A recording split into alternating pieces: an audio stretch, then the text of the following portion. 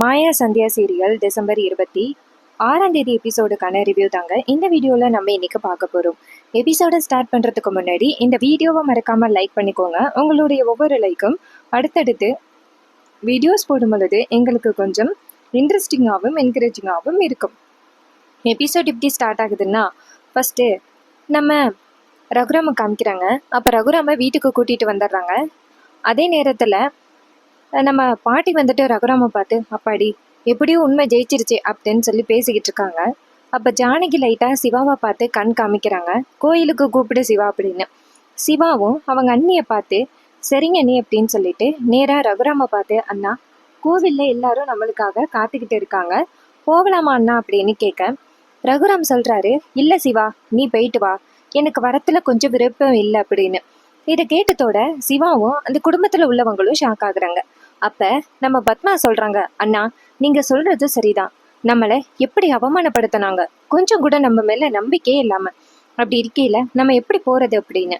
அப்போ பத்மா சொல்கிறாங்க, ஜானகி சொல்கிறாங்க, இங்கே பாரு பத்மா, அது ஒரு மிஸ் அண்டர்ஸ்டாண்டிங்கில் நடந்தது, ஏதோ சூழ்நிலை அப்படி ஆக்கிருச்சு, அவங்க மேலே எந்த தப்பும் இல்லை, சூழ்நிலை தானே அப்படி கொண்டுட்டு வந்து நிப்பாட்டுச்சு அப்படின்னு.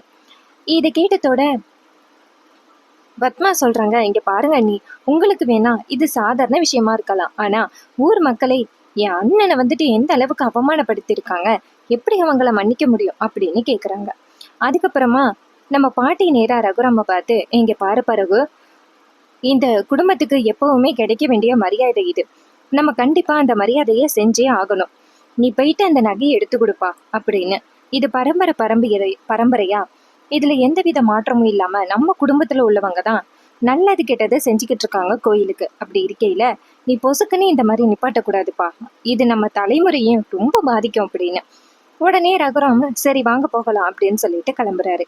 இதை பார்த்துட்டு ஜானகியும் மாயாவும் ரொம்ப சந்தோஷப்படுறாங்க. மாயா நினைக்கிறாங்க, அப்பாடா பெரியப்பா எப்படியோ ஒத்துக்கிட்டாரு அப்படின்னு. அதுக்கப்புறமா எல்லாரும் சேர்ந்து நேரா கோயிலுக்கு போறாங்க. அதே நேரத்துல புவனேஸ்வரி வீட்டை காமிக்கிறாங்க. புவனேஸ்வரி சரியான கோவத்துல வீட்டுக்கு வந்துட்டு இருக்கிற பொருள் எல்லாத்தையுமே போட்டு உடைக்கிறாங்க. பசுபதி சொல்றாரு, இங்க பாருமா புவனேஸ்வரி, இப்படி கோவப்பட்டு என்ன பிரயோஜனம் அப்படின்னு. அப்ப புவனேஸ்வரி சொல்றாங்க, அந்த நகை எப்படி மாறுனுச்சு, எப்படி கோவில்ல தங்க நகை வந்துச்சு, இவ்வளவு குறைஞ்ச நேரத்துல அதே மாதிரி தங்க நகையை ரெடி பண்றது அவ்வளவு சுலபமான விஷயம் இல்ல, எப்படி அந்த தங்க நகை அங்க போனுச்சு அப்படின்னு புவனேஸ்வரி செம்ம கோத்துல இருக்காங்க. பசுபதி கேக்குறாரு, புவனேஸ்வரி அந்த நகை வீட்டுல இருக்கா இல்லையாமா அப்படின்னு. புவனேஸ்வரி சொல்றாங்க, போய் பார்த்துட்டு வாங்கண்ணா அப்படின்னு. அப்ப பசுபதியும் சரி அப்படின்னு சொல்லிட்டு நேரா ரூம்குள்ள போயிட்டு பீரோல் சாவி எடுத்து திறந்து அந்த நகையை வெளியில எடுத்துட்டு வராங்க. வெளியில எடுத்துட்டு வந்துட்டு நேரா புவனேஸ்வரி கிட்ட காமிச்சு, ஏமா இந்த நகை இங்கதான் இருக்கு அப்படின்னு. அப்ப பசுபதி சொல்றாரு, நகை இங்க இருக்குன்னா அப்புறம் எப்படி வந்துட்டு அந்த நகை தங்க நகை அங்க போனுச்சு, அப்ப இங்க இருக்கிறது என்ன நகை அப்படின்னு ஒரே குழப்பத்துல இருக்காங்க. அதே நேரத்துல லிங்க சொல்றாரு, என்னங்க நடக்குது இங்க அப்படின்னு. அப்ப புவனேஸ்வரி சொல்றாங்க, கொஞ்சம் பொறுமையா இருங்க அப்படின்னு. அப்படின்னு பார்த்து அந்த பத்தர் வராரு. பத்தர் வந்ததோட பசுபதி நேரா அவர்கிட்ட, இங்க பாருங்க, இது உண்மையான நகையா இல்ல பொய்யான நகையான்னு பார்த்து சொல்லுங்க அப்படின்னு. அவரு அந்த நகையை பார்த்துட்டு நேரா புவனேஸ்வரிய சந்தேகமா பாக்குறாரு. ஏன்னா கோவில்ல வந்துட்டு மாத்தி வச்ச நகை இவங்க தானா அப்படின்னு அவரு டவுட் பட்டுட்டாரு. அப்ப பத்தர் நேரா அந்த நகையை எடுத்து செக் பண்ணி பார்த்துட்டு, ஐயா இது எல்லாமே போலி நகை அப்படின்னு. இது கேட்டதோட புவனேஸ்வரியும் பசுபதியும் அதிர்ச்சி ஆகுறாங்க.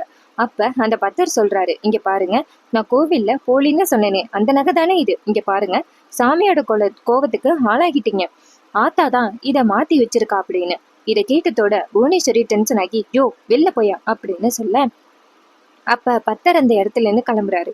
அப்ப பசுபதி சொல்றாரு, இங்க பாரு, இங்க நடந்த விஷயம் வெளியில தெரியக்கூடாது அப்படின்னு. அப்ப பத்தர் சொல்றாரு, ஐயா நான் சொல்ல மாட்டேங்க அப்படின்னு சொல்லிட்டு அந்த இடத்துல இருந்து போறாங்க. அப்ப லிங்கம் கேக்குறாரு, எப்படி இங்க உள்ள நகை மாறுனுச்சு, உங்க கையில தான் இந்த நகையை கொண்டாந்து கொடுத்தேன், ஒருவேளை எனக்கு இந்த நகையை கொடுக்கணும் அப்படிங்கிறதுக்காக இந்த பூலி நகையை மாத்தி வச்சிருக்கீங்களா அப்படின்னு லிங்கம் கேட்க, அப்ப பசுபதி சொல்றாரு, இங்க பாருங்க, எங்களுக்கெல்லாம் மாத்த வேண்டிய அவசியமே கிடையாது, இதை விட அதிகமான நகையே நாங்க வச்சிருக்கோம், எங்களோட முதல் குறிக்கோளை அந்த ஜானகி ரகுராம அவமானப்படுத்தணும் அப்படிங்கிறது தான், நாங்க கண்டிப்பா இந்த நகையை மாத்தி வைக்கல, ஒருவேளை நீங்கள்ல மாத்தி கொண்டாந்து கொடுத்துட்டீங்களா அப்படின்னு. அப்ப லிங்க சொல்றாரு, என்னங்க இப்படி சொல்றீங்க, நான் போயிட்டு பார்வதியை நகையை எடுத்துட்டு வர சொல்லி பார்வதி கிட்ட அந்த நகையை கொடுத்ததும் அப்படியே உங்க கையில நகையை கொடுத்தது எல்லாத்தையுமே நீங்க பாத்துக்கிட்டு தானே இருந்தீங்க, அப்படி இருக்கையில நீங்க எப்படி என் மேல சந்தேகப்பட முடியும் அப்படின்னு கேட்க, அப்ப புவனேஸ்வரி சொல்றாங்க, ஏதோ ஒரு விஷயம் நடந்திருக்கு நமக்கு தெரியாம. இந்த நகை எப்படியோ மாறி இருக்கு. நமக்கு தெரியாம யாரோ இந்த வீட்டுக்குள்ள வந்திருக்காங்க. ஃபர்ஸ்ட் அது யாருன்னு கண்டுபிடிக்கணும் அப்படின்னு பேசிக்கிட்டு இருக்காங்க. அப்ப கார்த்தி இதையெல்லாம் காதுல வாங்கிட்டு, ஐயோ என்ன இது நகை மாறி போச்சா? ஒருவேளை அந்த பொண்ணு மாத்திருப்பாளோ? அப்படி இருக்க வாய்ப்பே கிடையாது. நம்ம கொடுத்த நகையை அப்படியே கொண்டாந்து கொடுத்துட்டா. ஒருவேளை இந்த நகை ஏற்கனவே மாறி இருக்கும் போல அப்படின்னு கார்த்தி நினைக்கிறாரு. அப்ப இந்த பக்கம் புவனேஸ்வரி சொல்றாங்க, அந்த கோவில்ல நகை இருந்தா கூட மாயாவுக்கு இப்படியோ தெரிஞ்சு மாத்திட்டா அப்படின்னு சொல்லலாம். ஆனா மாயாவுக்கு இந்த விஷயம் பத்தி எதுவுமே தெரியாது. அப்புறம் எப்படி இந்த நகை மாறுனுச்சு அப்படின்னு புவனேஸ்வரி கோவத்துல இருக்காங்க. அப்ப பசுபதி சொல்றாரு, இங்க பாருமா, நமக்கு கிடைச்ச ஒரு நல்ல வாய்ப்பை நம்ம மிஸ் பண்ணிட்டோமே. எப்படியாவது அந்த ரகுராமோட குடும்பத்தை அவமானப்படுத்தணும்னு நினைச்சோம். ஆனா கடைசியில இப்படி ஆகிருச்சே அப்படின்ட்டு கோவத்துல இருக்காங்க. அப்ப கார்த்தி இதையெல்லாம் பாத்துக்கிட்டு இருக்காரு. அப்ப பசுபதி நேரா கார்த்தியை கூப்பிடுறாரு. கார்த்தி நேரா அவங்க அத்தை கிட்ட சொல்லுங்க அத்தை அப்படின்னு சொல்ல, அப்ப பசுபதி சொல்றாரு, இங்க பாரு, நீ அத்தை மேல அவ்வளவு பாசமா இருக்கேல அப்படின்னு. அப்ப கார்த்தி சொல்றாரு, அம்மாவுக்கு அப்புறம் அத்தை தானே, அத்தை தான் என்னை சின்ன வயசுல இருந்தே பாத்துக்கிட்டாங்க. அதனால அவங்களே எனக்கு ஒரு அம்மா மாதிரிதான். அவங்களுக்காக நான் என்ன வேணாலும் பண்ணுவேன் அப்படின்னு கார்த்தி சொல்றாரு. அதே நேரத்துல சீனசி பண்ணி கோயில காமிக்கிறாங்க. கோவில்ல வந்துட்டு ரகுராம வந்ததோட ரகுராம பார்த்துட்டு எல்லாருமே கையெடுத்து கும்பிடுறாங்க. ஐயா வாங்கய்யா வணக்கய்யா அப்படின்னு சொல்லிட்டு கையெடுத்து கும்பிடுறாங்க. ஒரு சில பேர் வந்து ரகுராம பார்த்துட்டு, ஐயா ரொம்ப பெரிய தப்பு நடந்து போச்சு, உங்களை நாங்க ரொம்ப அவமானப்படுத்திட்டோம், அதுக்கான தண்டனை நீங்க என்ன கொடுத்தாலும் நாங்க தாங்கிக்கிறோம் அப்படின்னு. அப்ப ரகுராம் சொல்றாரு, இங்க பாருங்க, ஏதோ சூழ்நிலையால நடந்த விஷயம், உங்க மேல எந்த தப்பும் சொல்ல முடியாது. யாரா இருந்தாலும் அப்படிதான் முடிவு பண்ணிருப்பாங்க. நீங்க பாருங்க, இதுல எனக்கு எந்த வித வருத்தமும் இல்ல, நீங்க கோயில் பூஜையை ஆரம்பிங்க அப்படின்னு. அப்ப அவங்க சொல்றாங்க, ஐயா இந்த நகைய உங்க கையாலேயே அம்மனுக்கு கொடுத்தீங்கன்னா நல்லா இருக்கும் அப்படின்னு. ரகுராமும் சரி அப்படின்னு சொல்லிட்டு நேரா நகையை வாங்கி கொடுக்குறாங்க. அதே நேரத்துல இத புவனேஸ்வரியும் பசுபதி லிங்கம் எல்லாருமே பார்த்துட்டு செம்ம காண்டுல நிக்கிறாங்க.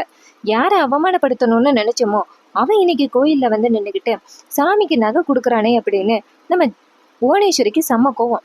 ஜானகி நேரா புவனேஸ்வரிய பார்த்துட்டு கிண்டலா நக்கலா சிரிச்சுக்கிட்டு நிக்கிறாங்க. இன்னொரு பக்கம் மாயாவும் கெத்தா நிக்கிறாங்க. ரகுராம் நேரா சாமிக்கு அந்த நகையை கொடுக்க அவங்க சாமிக்கு கொண்டு போய் அந்த நகையை போட்டு விடுறாங்க. இதை பார்த்துட்டு எல்லாருமே கையெடுத்து கும்பிட்டு சாமியை கும்பிட்டுக்கிட்டு இருக்காங்க. அதுக்கப்புறமா ரகுராம் கிட்ட, ஐயா வாங்கய்யா தீப்பந்தம் கொளுத்தலாம் அப்படின்ட்டு வெளியில கூட்டிட்டு வந்துட்டு தீப்பந்தத்தை கொளுத்துறாங்க. இதை பார்த்துட்டு எல்லாருமே ரொம்ப சந்தோஷப்படுறாங்க. நல்லபடியா கார்த்திகை தீபத்தை ஆரம்பிச்சு வைக்கிறாரு நம்ம ரகுராம்.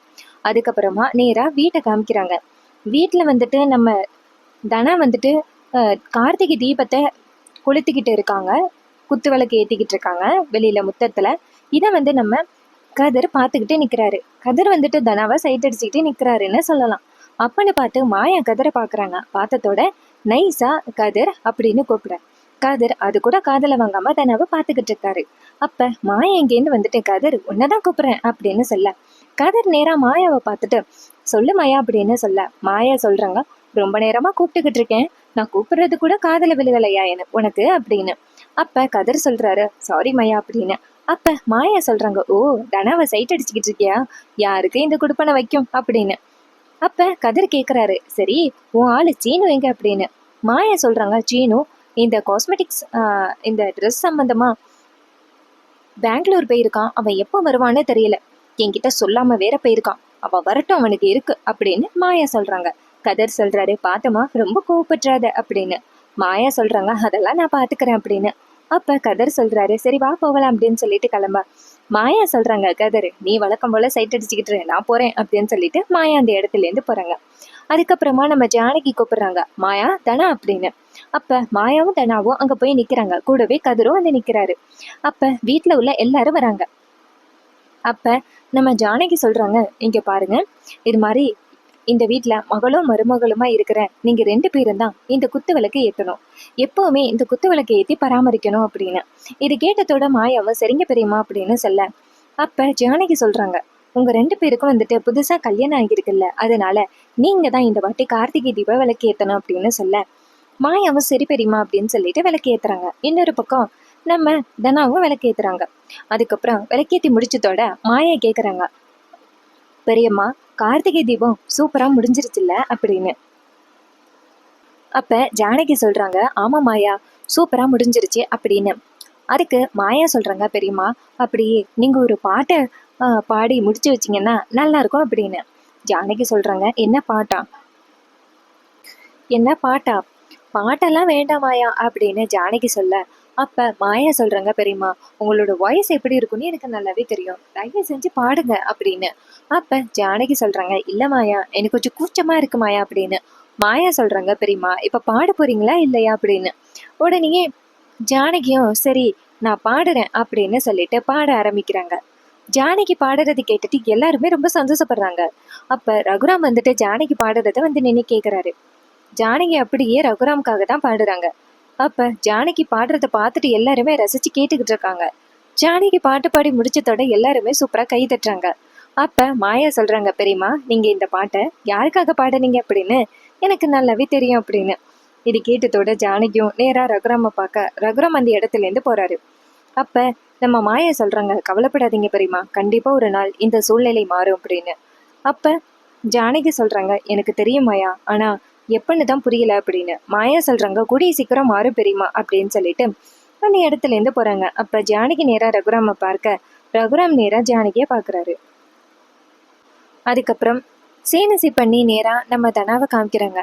தனா அவங்களோட ரூம்ல வந்துட்டு சாரி மடிச்சுக்கிட்டு இருக்காங்க. அதே நேரத்துல அந்த கதிரை காமிக்கிறாங்க, கார்த்தியை காமிக்கிறாங்க.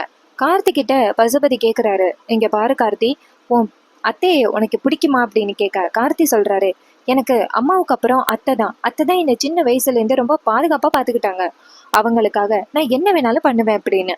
அப்ப பசுபதி சொல்றாரு, இங்க பாருடா, அந்த குடும்பத்துல உள்ளவங்க அவமானப்படணும், அதுக்கு நீ என்ன பண்ண போற அப்படின்னு. அப்ப புவனேஸ்வரி சொல்றாங்க, இங்க பாரு கார்த்தி, நம்மளுக்கு இப்போதைக்கு அந்த குடும்பத்தை அவமானப்படுத்தணும், ரகுராமும் ஜானகியும் என் காலில் வந்து விழுந்து என் பொண்ணை கட்டிக்கிடுங்க அப்படின்னு சொல்லி கெஞ்சணும், அதுக்கு நமக்கு கிடைச்ச ஒரே திருப்புச்சீட்டு அந்த தனா மட்டும்தான், அந்த தனாவை வச்சுதான் நம்ம அடுத்த பிளான் பண்ண முடியும், எப்படியாவது நீ அந்த தனாவை ஓன் வழிக்கு கொண்டு வா அப்படின்னு. அப்ப கார்த்தி சொல்றாரு, இங்க பாருங்க அத்தை, நீங்க சொல்லிட்டீங்கல்ல, எப்படியாவது அந்த தனாவை ஏன் வழிக்கு கொண்டுட்டு வரேன், இங்க பாருங்க இந்த வாட்டி நான் பண்ண போறத பார்த்து கண்டிப்பா அந்த ஜானகி ரகுராமோ உங்க காலில் வந்து விழுந்து அவங்க பொண்ணை எனக்கு கட்டி கொடுங்கன்னு சொல்லுவாங்க பாருங்க அப்படின்னு. இதை கேட்டதோட பசுபதி சொல்றாரு, இங்க பாருடா, இதே மாதிரி நீ பல தடவை சவால் விட்டுருக்கா, ஆனா ஒரு சவால்லையே நீ ஜெயிச்சதே கிடையாது அப்படின்னு. அப்ப கார்த்தி சொல்றாரு, இங்க பாருங்கப்பா, இந்த வாட்டி நான் கரெக்டா என் பிளானை எக்ஸிக்யூட் பண்றேன், இதுல கண்டிப்பா நான் சிக்கதான் போறேன் அப்படின்னு. அப்ப பசுபதி சொல்றாரு, இங்க பாருடா, அந்த குடும்பமே அவமானப்பட்டு உன் அத்தையோட காலில் விழுந்து மன்னிப்பு கேட்கணும், அந்த ஜானகி உன் அத்தையோட காலில் விழுந்து என் பொண்ணை கட்டிக்கன்னு கெஞ்சணும், அந்த மாதிரி இருக்கணும் அப்படின்னு. அப்ப கார்த்தி சொல்றாரு, அப்பா நான் பாத்துக்கிறேன், இன்னும் கொஞ்ச நேரத்துல உங்களுக்கு நல்ல நியூஸை கொண்டு வரேன் அப்படின்னு சொல்லிட்டு கார்த்தி அந்த இடத்துல இருந்து நேரா தனா வீட்டுக்கு போறாரு. நேரா தனா வீட்டோட கதவை திறக்கிறாரு.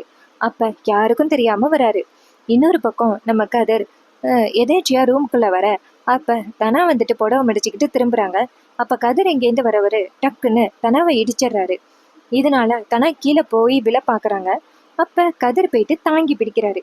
அப்ப நம்ம கதிருக்கும் தனாவுக்கும் ஒரு பாட்டை போட்டு விடுறாங்க. அப்புறமா நம்ம தனா டக்குன்னு விடு அப்படின்னு சொல்ல, அப்ப கதிரும் சாரி தனா அப்படின்னு சொல்லிட்டு அந்த இடத்துல இருந்து எஸ்கேப் ஆகி ஓடி போயிடுறாரு. அப்ப தனா அந்த புடவையெல்லாம் மடிச்சு வச்சுட்டு கோவத்துல நிக்கிறாங்க.